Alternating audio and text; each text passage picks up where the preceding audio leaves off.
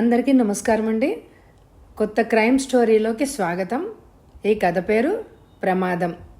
రచన ఎం ఉదయభాను గారు. చదువుతున్నది దేవి.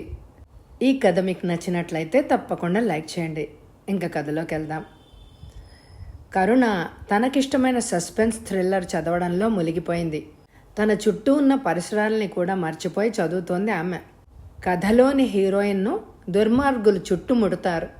ఈ ఆపదలోంచి హీరోయిన్ ఎలా బయటపడుతుంది అన్నదే క్లైమాక్స్ సన్నివేశం. పుస్తకంలో ఉత్కంఠ భరితంగా ఉన్న క్లైమాక్స్ అక్షరాల వెంట కళ్ళు పరిగెడుతున్నాయి. చివరికి ఎలాగైతేనేమి హీరోయిన్ వీరోచితంగా దుర్మార్గుల బారి నుంచి తప్పించుకుంది. అమ్మయ్య అంటూ ఊపిరి పీల్చుకుంది కరుణ. సరిగ్గా అప్పుడే బయట గేటు దగ్గర కారు హారన్ వినిపించింది. కారు కనిపించగానే బ్యాగ్ భుజానికి తగిలించుకుని బయలుదేరడానికి సిద్ధమైంది. అమ్మా, నేను వెళ్తున్నా అని తల్లిని కేకేసింది.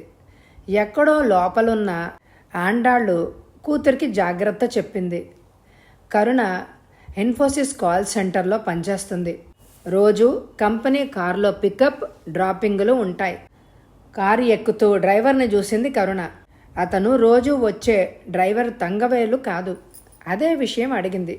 నా పేరు రామ్దాస్ అండి. తంగవేలు మా మామ. అతనికి జ్వరంగా ఉంది అంటే నేను వచ్చానమ్మా, వినయంగా చెప్పాడు రామ్దాస్. సరే పద, లేట్ అవుతోంది అంటూ డోర్ వేసింది కరుణ. కోడంబాకం హై రోడ్డు దాటగానే ఒక చిన్న గుడి దగ్గర కారు ఆపాడు రామ్దాసు. ఏమిటి అన్నట్టు చూసింది కరుణ. ఇవాళ ఏకాదశి అమ్మా, గుళ్ళో కొబ్బరికాయ కొట్టొస్తాను అన్నాడు రామ్దాస్. త్వరగా వచ్చయ్యే అంది. గుళ్ళోకి వెళ్ళి 10 నిమిషాల్లో తిరిగొచ్చాడు రామ్దాస్. చెవిలో పువ్వు, నుదుట విభూతితో భక్త రామ్దాస్ లాగా ఉన్న డ్రైవర్ని చూస్తూనే చిన్నగా నవ్వుకుంది కరుణ. అమ్మా ప్రసాదం అంటూ అరిటాకుల ప్రసాదము కరుణ చేతిలో ఉంచాడు. మళ్ళీ కారు బయలుదేరింది. ఒక 10 నిమిషాల తర్వాత కారు స్లో చేసి వెనక్కి తిరిగి చూసి చిన్నగా నవ్వుకున్నాడు రామ్దాస్. కారు బెంగళూరు హైవేపై దూసుకుపోతోంది. ఒళ్ళంతా మత్తుగా ఉంది. కళ్ళు బరువుగా అనిపించి బలవంతాన కళ్ళు తెరిచింది కరుణ. అసలు తను ఎక్కడుందో అర్థం కాలేదు. చేతులు మంటగా అనిపిస్తే వెనక్కి తిరిగి చూసుకుంది. తన 2 చేతులు వెనక్కి వెరిచి తాడుతో కట్టబడి ఉన్నాయి. ఓ గాడ్ అనుకుంది. అసలు తను ఎక్కడుంది? అసలు ఇక్కడికి ఎలా వచ్చిందో ఆమెకు అర్థమే కావడం లేదు. కళ్ళు మూసుకొని జరిగిందంతా జ్ఞాపకం చేసుకుంది.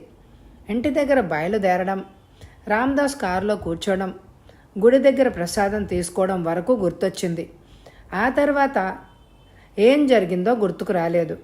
అంటే ప్రసాదం తిన్న తను స్పృహ తప్పింది. మరిప్పుడు తను ఎక్కడున్నట్టు? ఇంతలో ఎవరో తలుపు తెరుస్తున్న చప్పుడవడంతో తలెత్తి చూసింది. ఎవరో గడ్డం వ్యక్తి తన వైపు రావడం చూసింది.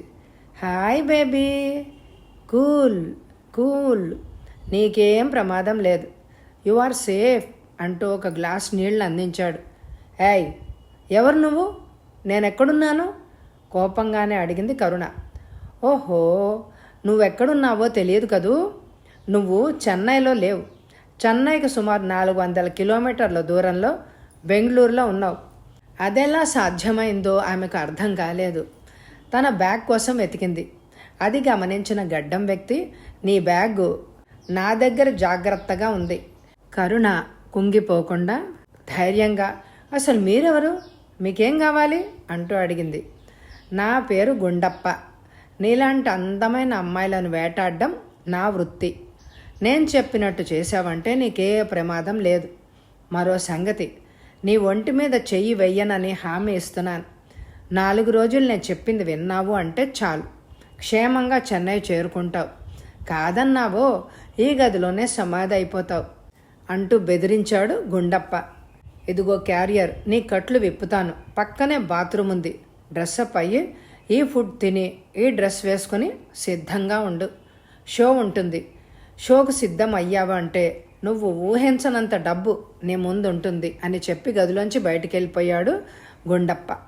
కరుణ ఊహించని పరిణామానికి షాక్కి గురైంది. మైండ్ బ్లాక్ అయిపోయింది.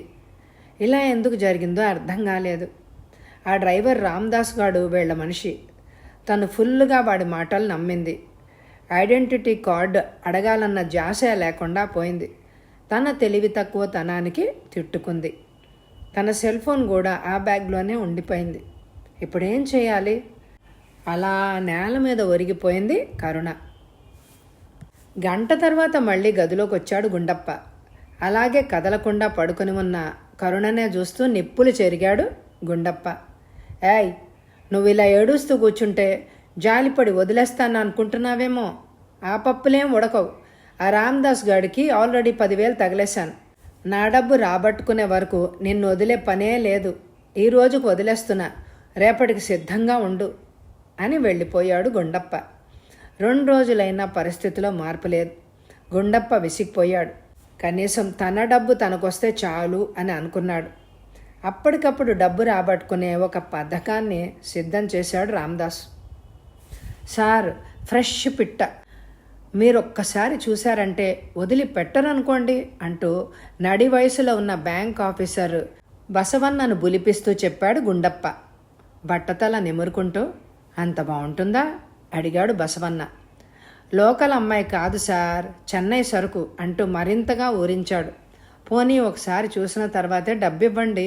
బార్లో అప్పటికే 2వ రౌండ్ పూర్తి చేశారు ఇద్దరు. బసవన్న మనసు ఊగిపోతోంది.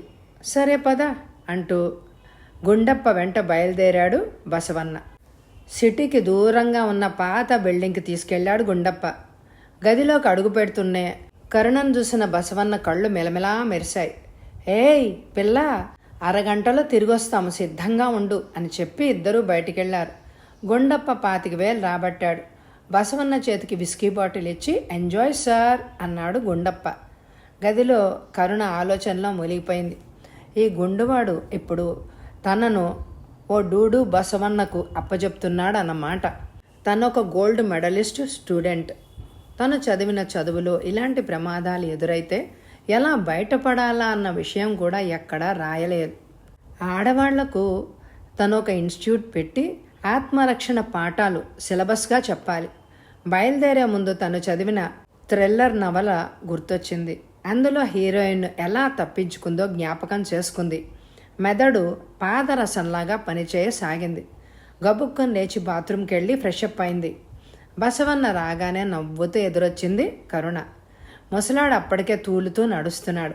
చేతిలో విస్కీ సీసా అందుకొని గ్లాసులో మరింత మద్యం వంపి అతనికి అందించింది.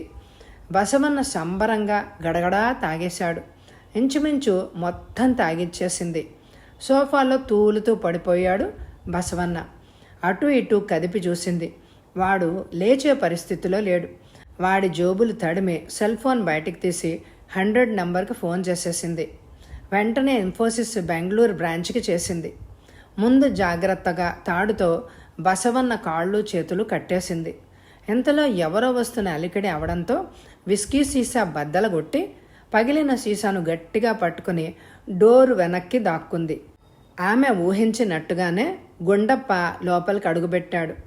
ముందు గదిలో ఎవరూ కనిపించకపోవడంతో పక్క గదిలోకి వెళ్ళాడు. తలుపు వెనక దాక్కున్న కరుణ ముందుకు దూకింది. ఆ చప్పుడుకి వెనక్కి తిరిగాడు గుండప్ప. ఒరేయ్, దగ్గరకొచ్చావంటే చస్తావు.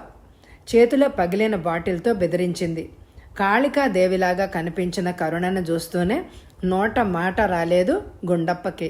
వాడలా భయంతో ఉండగానే గబుక్కున బయటకొచ్చి డోర్ మూసి గడియ పెట్టేసింది కరుణ. లోపల నుంచి గుండప్ప దబదబా తలుపులు బాదుతున్నాడు. కరుణ ఇవేవీ వినే స్థితిలో లేదు. గదిలోంచి బయటపడి బయటికి పరిగెత్తింది. రోడ్డుపైకి చేరి ఒక చెట్టు వెనకాల నక్కింది. ఆమె అంచనా సరైంది. 10 నిమిషాలకే పోలీసు జీపు రావడం కనిపించింది. జీపును ఆపమన్నట్టు చెయ్యి ఊపింది. ఎస్ఐ కళ్యాణ్ కుమార్ జీప్ ఆపి కరుణని జీపులో కూర్చోబెట్టుకున్నాడు. పక్కనే ఉన్న పాత బంగ్లా చూపించింది. పోలీసులు దానిపై దాడి చేసి గుండప్పను బసవన్నను అరెస్టు చేశారు. ఇంతలో కరుణ పనిచేసే కంపెనీ వాళ్ళు కూడా అక్కడికి చేరుకున్నారు. ఇదంతా అమ్మాయిలను వేటాడే రాకెట్ అని గుర్తించారు. చెన్నై, బెంగళూరు నగరాల్లో ఇలాంటి నేరాలు చేసే ప్రబుద్ధులను చాలామందినే అరెస్టు చేశారు. కరుణ క్షేమంగా చెన్నై చేరింది. రామదాసు, గుండప్ప, బసవన్నలపై కేసు ఫైల్ చేశారు. కేసు విచారణలో ఉంది. కథ సమాప్తం. ఈ కథ మీ అందరికీ నచ్చిందండి? అయితే తప్పకుండా లైక్ చేయండి. అలాగే హైప్ అనే బటన్ ఉంటుంది, ఆ ఆప్షన్ని కూడా ప్రెస్ చేయండి. ఈ కథని మీ స్నేహితులు, బంధువులు అందరికీ షేర్ చేయండి. ఎవరైనా సబ్స్క్రైబ్ చేసుకోకపోతే తప్పకుండా సబ్స్క్రైబ్ చేసుకోండి. Thank you very much my dear friends.